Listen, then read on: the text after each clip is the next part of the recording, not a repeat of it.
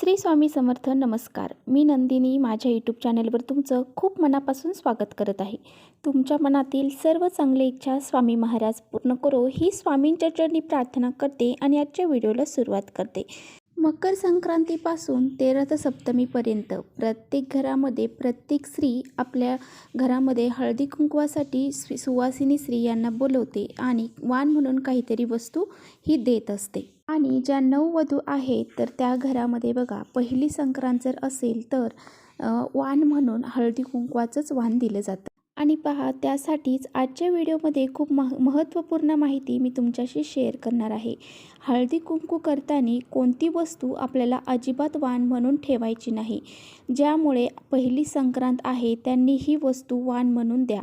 नक्की आवर्जून ह्या गोष्टी आपल्याला पाळायच्या आहेत. तर बघा, हळदी कुंकू करताना कोणत्या गोष्टीची काळजी घ्यायची आहे, कोणती गोष्ट अजिबात वाण म्हणून द्यायची नाही, याबद्दलची सर्व माहिती आजच्या व्हिडिओमध्ये मी तुम्हाला देणार आहे. त्यामुळे व्हिडिओ कुठे स्किप न करता शेवटपर्यंत नक्की बघावा, जेणेकरून तुमच्यापर्यंत योग्य ती माहिती पोहोचेल. आपल्या चॅनलवरती जर तुम्ही नवीन असाल तर चॅनलला लगेच सबस्क्राईब करा आणि अशीच माहितीपूर्ण व्हिडिओ पाहण्यासाठी बेल आयकॉनलाही प्रेस, म्हणजे माझ्या नवीन व्हिडिओचे नोटिफिकेशन तुम्हाला सर्वात अगोदर मिळेल आणि तुम्ही एकही व्हिडिओ मिस करणार. या वर्षी जी रथसप्तमी आहे तर ती 16 फेब्रुवारीला आलेली आहे. त्यामुळे आपल्याला हे पूर्ण महिना जो आहे तर तो पूर्ण महिना आपल्याला हळदी कुंकवासाठी भेटणार आहे. त्यामुळे आपल्याला जेवढा शक्य होईल तेव्हा आपण हळदी कुंकू करायचं आहे. तर पहा, हळदी कुंकू हे का साजरं केलं जातं तर अगोदरच्या काळामध्ये महिला ह्या फक्त घरामध्येच राहायच्या आणि फक्त शेतातलं काम करायच्या, घरातले काम करायच्या. त्यांचं जे आयुष्य आहे तर ते फक्त आपल्या कुटुंबामध्ये, त्याचबरोबर आपलं घर, चूल मूल यामध्येच असायचं आणि त्यामुळेच त्यांना काहीतरी वेगळं करण्यासाठी मिळावं. त्यांच्या आयुष्यात थोडासा विरंगुळा आणि महिलांची एकमेकींसंग भेट व्हावी यासाठीच हा जो हळदी कुंकवाचा कार्यक्रम आहे तर तो निमित्त मात्र ठरला जातो. आपल्या संस्कृतीची देवाणघेवाण व्हावी, त्याचबरोबर आपल्या विचारांची सुद्धा देवाणघेवाण व्हावी किंवा जिव्हाळ्याचे प्रेम किंवा मैत्रीचे संबंध घट्ट करण्यासाठी तर हे हळदी कुंकू केलं जातं. तर पहा, आपले जे मैत्रीचे संबंध आहेत हे पक्के व्हावेत यासाठी आपल्या घरामध्ये आपण बायकांना बोलवतो आणि हे हळदी कुंकवाचा कार्यक्रम हा केला जातो.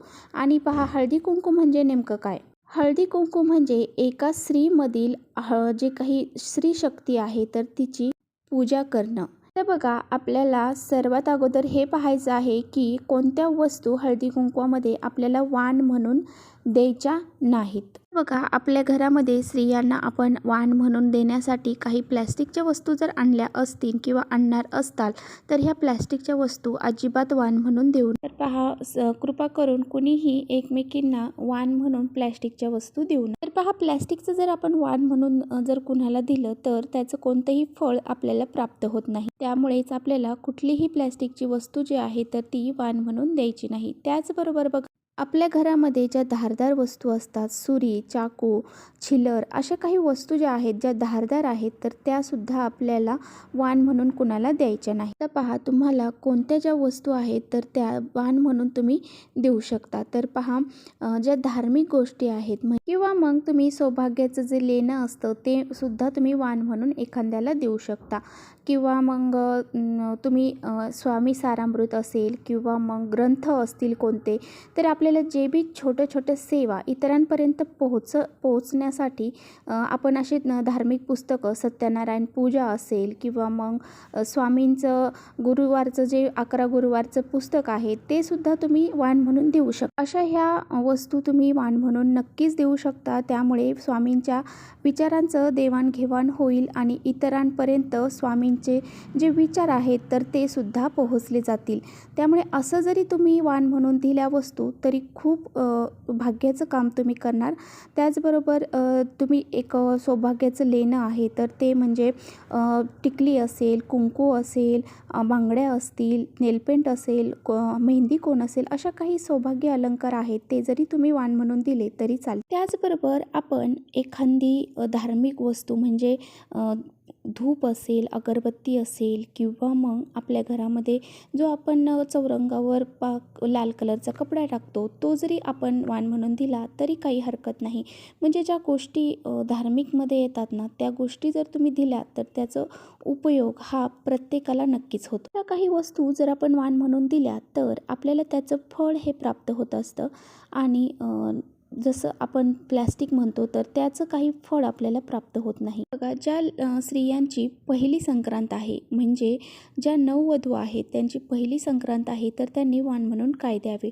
तर अशा वेळेस पहिलं जे वाण आहे तर ते नक्कीच आपण हळदी कुंकवाचं देत असतो. हळद आणि कुंकू हे दोन्हीही त्यामध्ये असतील असेच करंडे आपल्याला वाण म्हणून द्यायचे आहेत. सिंगल आपण फक्त कुंकवाचा करंडा द्यायचा नाही, तर 2 असतील, हळद कुंकू दोन्ही असेल असेच कुंकवाचे करंडे आपल्याला ज्या पहिल्या म्हणजे ज्या नवीन नववधू आहेत तर त्यांनी वाण म्हणून द्यायचे आहे. तर बघा, जे हळदी कुंकू आपण देणार आहोत त्यामध्ये आपल्याला हळद आणि कुंकू टाकूनच द्यायचं आहे.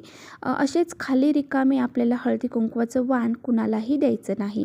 यामुळे काय होतं, अखंड सौभाग्याचे वरदान आपल्याला प्राप्त होत असते. जे 5 वर्ष पहिली संक्रांतीला हळदी कुंकू द्यायचं, त्यानंतर जे 5 वर्ष तुम्ही देणार आहेत वस्तू तर त्यासुद्धा तुम्ही सौभाग्य अलंकारच द्यायचे आहेत. ज्या नववधू आहेत त्यांनी पहिल्या वर्षी हळदी कुंकवाचा करंडा द्यावा. त्याचबरोबर दुसऱ्या वर्षी तुम्ही सौभाग्य अलंकारापैकी हिरव्या बांगड्या असतील त्या देऊ शकता किंवा मग सिंदूर असेल तो देऊ शकता किंवा मेहंदी कोण असे जे सौभाग्य अलंकार आहेत ते आपल्याला द्यायचे आहेत. 5 वर्ष आपल्याला अशा प्रकारे सौभाग्य अलंकार द्यायचे आहेत. तर पहा, अशा प्रकारे आपल्याला हळदी कुंकू करताना ह्या ज्या छोट्या छोट्या गोष्टी आहेत तर त्या आपल्याला नक्कीच लक्षात ठेवायच्या आहेत आणि हळदी कुंकू करायचं आहे.